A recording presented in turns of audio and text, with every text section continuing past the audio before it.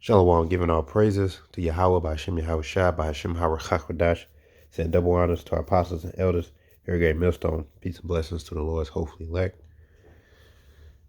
So Esau has a method in his little prison sentence systems. He has something called solitary confinement, and this could be one of his torture methods that he may use if you as a believer you happen to be one of the ones who happen to be grabbed up for this truth, as the men before us in the ancient also has, and you are thrown inside of a prison cell. It is a possibility, right, that these things can happen, and I just thought we'd briefly talk about it. And this comes because I had a short dream last night and had to do with, like concentration camps. And, basically it was a very long line to get into this grocery store. And in the back of the grocery store, they had a type of section for solitary confinement. And as we got closer to it, I basically got singled out by these two Edomite officers. And right off the bat, I knew that it was all over. They were on a power trip. You could tell right away that they just had the power to do it. And because I respected them, but I didn't show them fear. And they took that as an opportunity to say, we tired of this dude. Look, so they singled me out. They said, look, you go that way. You go that way. And I already knew where they were basically taking me. And I already knew what this was about. I could see it on their face. They just had the attitude of, you don't bow to me. Here, go this way. So in one sense, you could see on their face that they want to do this, but on the other side, they want to be justified in doing it. So, but I didn't resist. I just said, okay, I just walked, and I already know the deal. So we get to behind the store, and you can see this is like where solitary confinement is.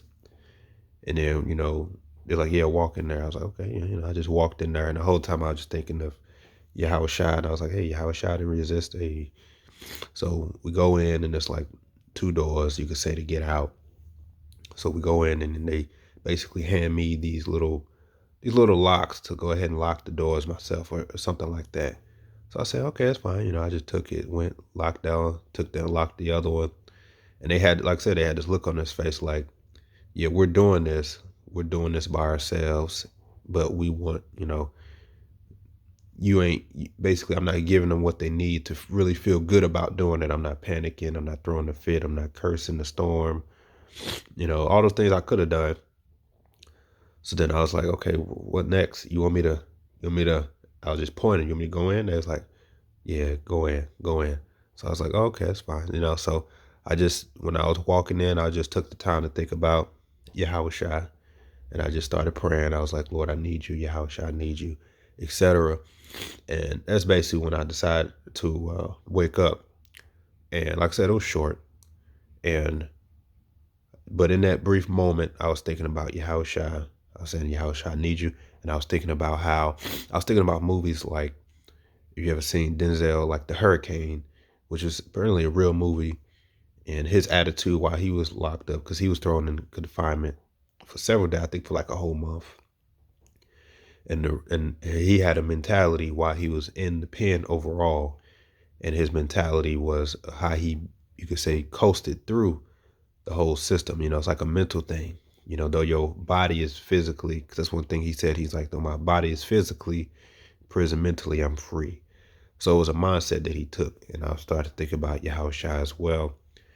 And when I woke up, I just meditated on the scriptures of Yahweh Shai and how he was thrown in prison, and how he didn't resist neither, because he understood that when those Jews grabbed him up, that there was nothing that he was going to say that could persuade them or get them out of it. He just understood, like, I'm here because of envy. The Lord had it set up. It is what it is. And it made me think of the scripture that he said about suffering in prison, 10 days. And this could happen. If Esau sets up these concentration camps, best believe you ain't gonna get no comfy cell. as a form of punishment, he has something that's called solitary confinement. I think they was trying to fight it to get it out of the prison systems, but it's a way of punishment. It's also a way of torture. Okay, because like it says here,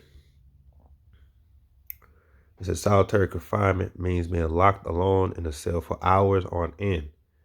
Relying on the 2015 UN Nelson Mandela rules, this research asks people separated from the general prison population in isolation for 22 hours per day and sometimes 15 days continuously. So that's a very long time. And part of his punishment is he could put you in a box, right, with little light for 20, and that can be enough to drive somebody insane. And I basically accepted that. All right, I'm about to go into this, and I know it's just because of pride, or right, because this man's the devil. So I immediately just was praying to Yahweh Shah for the mental capability to just breeze through it, because the Lord has the power to. He could send angels to comfort you. That he could turn those one day to 10 days. He could turn that. He could make that feel like an hour. Because in situations like that, it's all mental. And the reason why solitary confinement is a punishment, because most people can't stand that. You can't. That's like torture, to be isolated in a room by yourself with just four walls, with barely enough room to do anything, to walk 6 feet in one direction, and having no contact with people outside in the dark. Like the movie Hurricane. That's how he did it. And he was in there for so long, he didn't even realize how long he'd been in there. He lost track of time, and he started to hallucinate. All those things are very real effects when you take somebody from being in the outside world and confine them into a room, even for one day. And Esau knows that these methods and tactics will work, so he can put somebody through that, and in one day he can cause somebody to sell out or bug out. Like, you ready to take this chip yet? You ready to take this chip? You ready to tell us who else was part of your camp? You ready to give them up? Yeah. All this is a possibility. So just consider that. And really, if a situation was to happen to you, immediately you just need to think of Yahweh Shai, and you need to ask for strength mentally and faith mentally, right, to sustain that, because the flesh is weak, right? But if your mental and your spirit is strong, the Lord can strengthen and comfort you to where that has no power over you. Revelation 2, verse 10, he says, "Fear none of those things which thou shalt suffer. Behold, the devil shall cast some of you into prison, that ye may be tried. And ye shall have tribulation 10 days. Be thou faithful unto death, and I will give thee a crown of life." So you have to be willing to even die. And when the devil, I guarantee you, if he goes to throw you into a prison and he's trying you for 10 days, one of his worst punishments he's going to know is throw that man in a solitary confinement, because most people ain't ready for that. Just the idea is enough to throw somebody, has somebody go insane. And I could tell that that's what they were looking for. They were looking for me to throw a fit, kick, say this ain't right, whatever it is. But I was like, I ain't sweating it, because I already know what this is about. And I just immediately just said, Yahweh Shai, you have the power to comfort me, because it's all mental. And I just said, you know what? I woke up, I was like, you know what? I hope brothers is considering that. Now, it's one thing to be locked up with other people, and you know what I'm saying, but it's another to be isolated, because they know that that's a form of a torture. And who knows for how many days on end. I think some of them even only get to shower 3 days a week. Only let them go outside maybe an hour a day. Sometimes only a few hours a week. And that has a psychological toll. And they know that if they want to get you to do something like take the chip, they know that most people after a day, after that one day, they'll say, look, give me that chip. Just get me out this damn room. You understand? But Yahweh Shah said you have to be faithful to death. And don't forget, several times in the books of Acts, when the apostles were locked up, the Lord got them out. That's Acts 16, verse 22. And the multitude rose up together against them, and the magistrates rent off their clothes and commanded to beat them. And when they had laid many stripes upon them, they cast them into prison, charging the jailer to keep them safely, who, receiving such a charge, thrust in them into the inner prison and made their feet fast in the stocks. And I'm willing to bet inner prison represents a deeper, more confined space. People who go to solitary confinement typically are, as they would label it, as an excuse. They could say, "Oh, you're a threat to other people. You're in a gang. This is a way to punish you. You attacked the jailer." But a lot of times they could just do that because they don't like you. Like I said, they can fuck with you and they don't like you, so they'll throw you in and throw them into solitary. They make movies about it and TV shows because it's the truth. They do that as a torture method to break people down mentally, to break the ones in the prison, the ones who have a strong mental fortitude. They like, you know what? Who does a nigga think he is? We could break him down, throw him in, and that's the type of shit that they do. When Esau Edom get you in them damn jail cells and the concentration camps, his gloves off, man. He ain't got to follow no rules. They know this, man. There's all kind of court cases and lawsuits against these prison systems because of damage they're doing, primarily to Jake when they get him behind. Yeah, man. So when this devil gets you, if he happen to grab you up, throw you one of these concentration camps, don't expect him to be gentle. You know what I'm saying? He gonna do whatever the hell he wants to do, right? So you gotta meditate on this. Like, man, eh, this I understand that once this devil get me, that he can do whatever the fuck he want. But you know what? I pray to Yahweh Shai for the strength and the comfort. So if he was to do something like confine me in a solitary, you just gotta ask the Lord for strength and comfort. Because he can make those days feel like minutes. I was thinking about push-ups, anything, because it's a mental game at that. You know what I'm saying? And you got to have the faith. You got to meditate on the scriptures. You got to meditate on Yahweh Shai to comfort you during that time. Because as it goes on, it says, who having received such a charge thrust them into the inner prison and made their feet fast in the stocks. So they got locked up with their feet. So you're already in the prison and you got shackles on you. Meaning what? You're basically confined to taking so many steps. So they were treated like real criminals. For the truth's sake.